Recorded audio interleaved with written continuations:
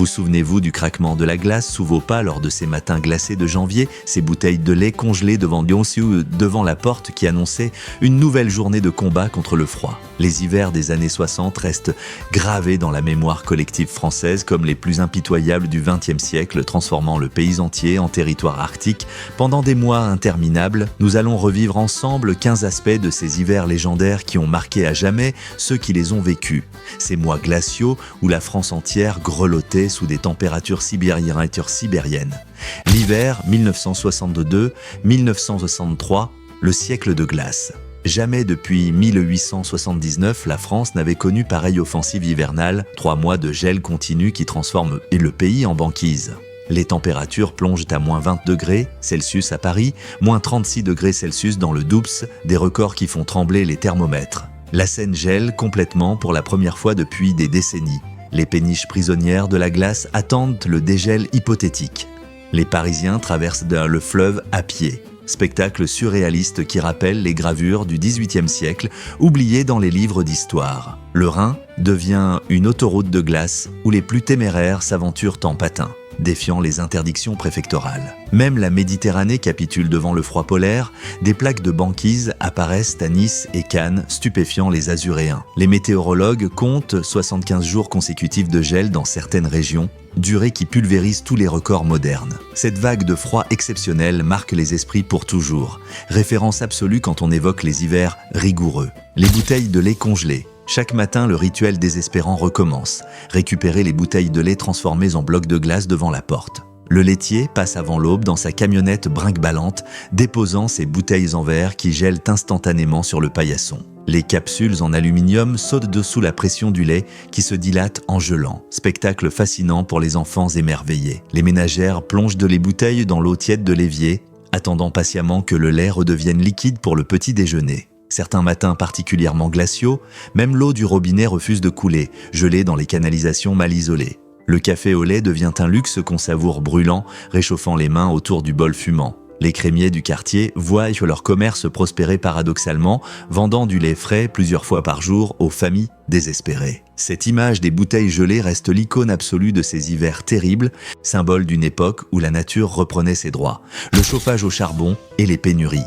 L'odeur âcre du charbon qui brûle imprègne tous les appartements français, parfum caractéristique de ces hivers où se chauffer devient une obsession. Les marchands de charbon deviennent les rois du quartier, leur passage déclenche des files d'attente interminables dans les cours d'immeubles. Les sacs de 50 kilos montent péniblement dans les étages, portés par des charbonniers noircis qui peinent dans les escaliers étroits. Les caves se transforment en réserves stratégiques où chaque famille stocke son précieux combustible, surveillant jalousement son tas noir. La pénurie frappe durement certaines régions, obligeant les autorités à rationner les livraisons selon des critères sociaux draconiens. Les voisins s'entraident discrètement, partageant quelques boulets quand la situation devient critique pour les plus démunis. Les poêles Godin, en fonte, ronflent jour et nuit, dévorant des quantités astronomiques de charbon pour maintenir une température supportable.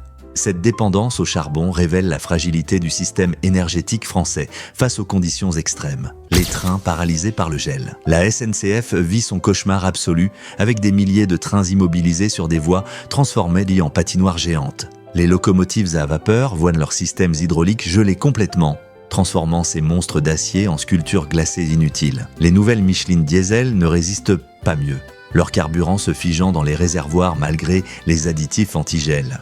Des passagers restent bloqués des heures entières dans des wagons sans chauffage, serrés les uns contre les autres pour conserver la chaleur. Les cheminots héroïques tentent désespérément de dégager les aiguillages pris dans la glace, armés de chalumeaux et de pioches. Les retards se comptent en jours plutôt qu'en heures, bouleversant complètement l'économie nationale qui dépend du transport ferroviaire. Certaines lignes secondaires disparaissent littéralement sous des congères de plusieurs mètres, nécessitant des semaines de travaux pour les dégager. Cette paralysie ferroviaire marque la fin de l'âge d'or du train vapeur, accélérant la modernisation forcée du réseau. L'isolement des villages de montagne. Des communes entières disparaissent de la carte pendant des semaines, coupées du monde par des murailles de neige infranchissables. Les routes départementales s'effacent sous des mètres de poudreuse, même les chasse-neige les plus puissants capitulent devant l'ampleur de la tâche. Les maires organisent la survie collective avec les moyens du bord, transformant les mairies en centres de coordination d'urgence. Les facteurs deviennent des héros du quotidien, chaussant des skis pour apporter courrier et nouvelles aux hameaux les plus reculés. L'armée intervient avec ses half-tracks chenillés pour ravitailler les villages assiégés, larguant parfois des vivres par hélicoptère. Les instituteurs transforment leurs classes en dortoirs pour les enfants qui ne peuvent de plus rentrer chez eux. La solidarité montagnarde s'exprime pleinement, chaque famille partageant ses réserves avec ceux qui manquent de tout. Ces semaines d'isolement forcé créent des liens indéfectibles entre habitants, souvenirs communs d'une épreuve surmontée ensemble. Les usines fermées et le chômage technique. Renault, Citroën, Peugeot, tous les fleurons de l'industrie automobile française mettent leur chaîne de production à l'arrêt. Le froid paralyse les machines, l'absentéisme explose car les ouvriers ne peuvent ne plus rejoindre leur poste dans les banlieues industrielles. Des centaines de milliers de travailleurs se retrouvent au chômage technique, sans salaire pendant des semaines interminables. Les syndicats négocient désespérément des indemnités avec un patronat lui-même étranglé par l'arrêt de la production. Le secteur du bâtiment souffre particulièrement, impossible de couler du béton ou de maçonner par moins 15 degrés. Les chantiers abandonnés sous la neige ressemblent à des villes fantômes, grues immobiles pointant vers un ciel de plomb. Les petits commerces périclitent, faute de clients et de livraison, transformant les centres-villes en déserts commerciaux. Cette catastrophe économique révèle la vulnérabilité du miracle économique français face aux caprices météorologiques, les engelures et la médecine de guerre. Les urgences hospitalières me croulent sous l'afflux de patients souffrant d'engelures graves, pathologie oubliée qui ressurgit brutalement. Les médecins redécouvrent les traitements ancestraux, cataplasmes, friction, bains tièdes progressifs pour sauver les extrémités gelées. La graisse d'oie devient le remède miracle que les grands-mères appliquent généreusement sur les joues rougies des enfants. Les dispensaires manquent de lits pour accueillir tous les cas d'hypothermie, transformant les couloirs en salles de soins improvisées. L'Armée du Salut et la Croix-Rouge distribuent des soupes chaudes aux plus démunis, sauvant littéralement des vies dans les quartiers pauvres. Les religieuses soignantes travaillent en sans relâche dans les hôpitaux publics, leur dévouement compensant le manque de personnel. La surmortalité atteint 20% pendant les mois les plus froids. Hécatombe silencieuse qui frappe surtout les personnes âgées isolées. Ces drames humains révèlent les failles du système de protection sociale encore balbutiant dans la France des 60s. L'ORTF et les bulletins météo dramatiques. Pierre Sabag présente des bulletins météo qui ressemblent à des communiqués de guerre, carte 2. France couverte de températures négatives terrifiantes.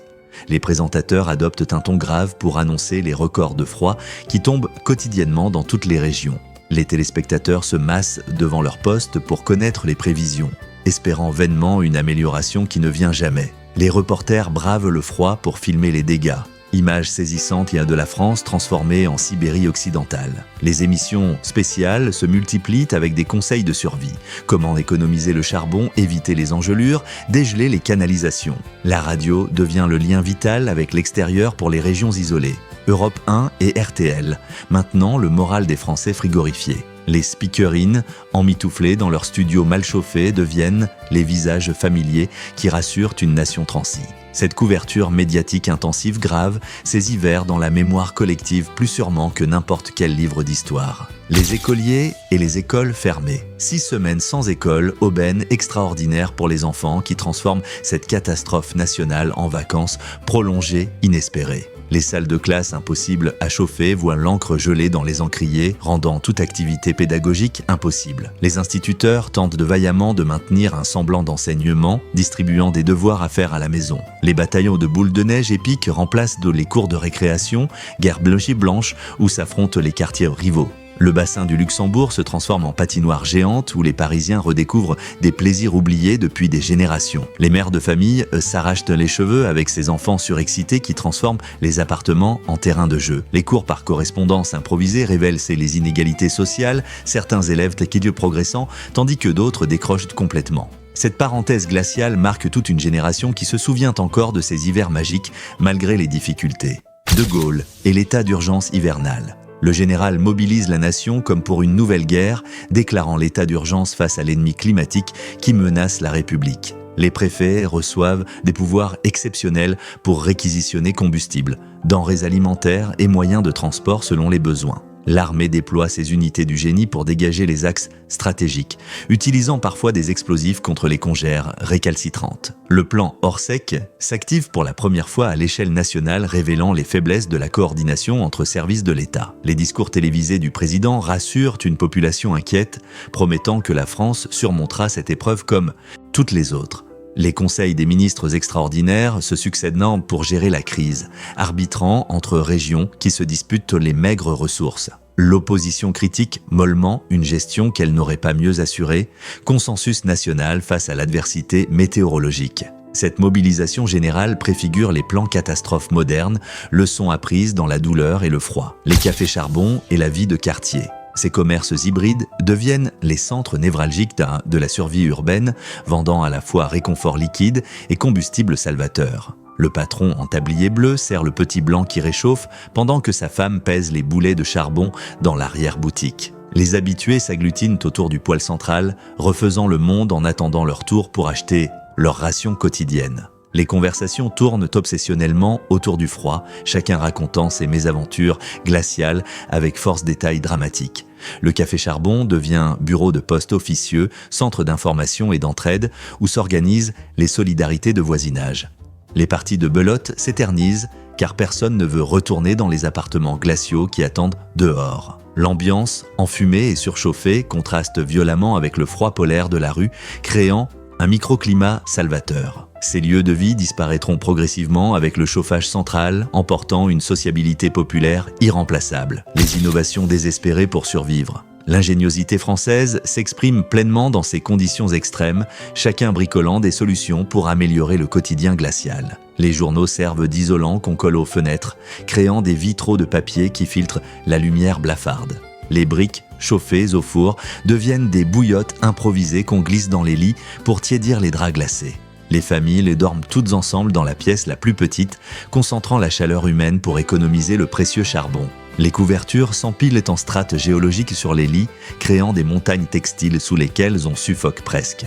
L'eau chaude devient si précieuse qu'on la partage, toute la famille se lavant successivement dans la même bassine fumante. Les recettes de guerre ressurgissent, des mémoires, soupes épaisses qui tiennent au corps, ragoûts mijotés qui réchauffent durablement. Cette créativité forcée forge des habitudes qui perdureront longtemps après le retour des températures clémentes. Les sports d'hiver improvisés en ville. Paris se transforme en station de ski sauvage où les gamins dévalent les pentes de Montmartre sur des luges artisanales. Les quais de Seine deviennent des patinoires naturelles où jeunes et vieux glissent avec plus ou moins de grâce. Les Champs-Élysées voient passer des skieurs téméraires qui profitent de l'absence de circulation pour s'élancer depuis l'étoile. Les parcs publics accueillent des compétitions improvisées de bonshommes de neige qui rivalisent de créativité glacée. Les fontaines gelées deviennent des sculptures naturelles que les photographes amateurs immortalisent avec leur Kodak. Les toits parisiens disparaissent dessous des couches de neige qui transforment la ville lumière en cité fantôme scandinave. Les accidents se multiplient évidemment, mais l'euphorie collective l'emporte